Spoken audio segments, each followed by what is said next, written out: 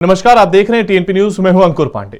UP के लखनऊ में एक शादी समारोह में दूल्हे को जयमाला पहनाते ही दुल्हन स्टेज पर गिर गई और उसकी मौत हो गई है। बताया जा रहा है कि दुल्हन को हार्ट अटैक आया था। दुल्हन की इस तरह अचानक मौत के बाद परिवार में मातम छा गया। देखिए ये पूरी रिपोर्ट।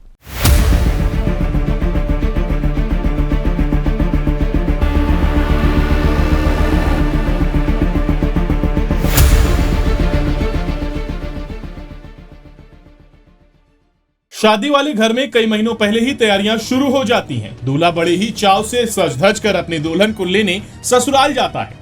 दुल्हन भी पलके बिछाकर दूल्हे का इंतजार करती है। लेकिन जरा सोचिए, इस बीच एक हादसा हो जाए और विवाह मंडप ही शमशान बन जाए तो क्या हो। जी हाँ, लखनऊ में वरमाला पहनाने आई दुल्हन को अचानक से हार्ट अटैक आ गया और उसकी मौत हो गई, जिसके बाद वो पूरे शादी समारोह में मातम छा गया।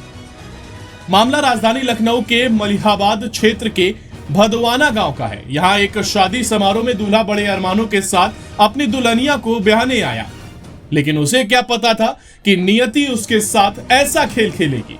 वरमाला के दौरान दुल्हन स्टेज पर अपने दूल्हे के गले में जयमाला पहनाती है और उसके बाद फोटोग्राफी के समय अचानक से वो स्टेज से गिर जाती है। दूल्हा और अन्य लोगों को कुछ समझ में नहीं आया।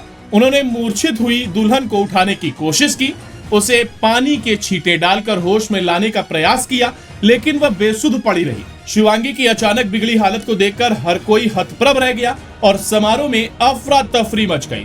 वर-वधू पक्ष के लोगों के चेहरे की हवाइयां उड़ने लगी। आनन फानन में दुल्हन को नजदीकी अस्पताल ले जाया जाता है, जहां डॉक्टरों ने उसे मृत घोषित कर दिया। डॉक्टरों ने बताया कि दुल्हन की मौत हार्ट अटैक से हुई है। उधर दुल्हन की मौत की खबर सुनते ही सभी लोगों के होश उड़ गए और शादी समारोह की रौनक मातम में बदल गई।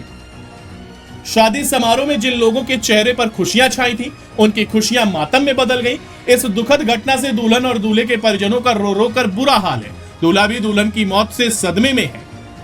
इस तरह पूरे शादी समारोह में डोली उठने से पहले बेटी की अर्थी उठानी पड़ी।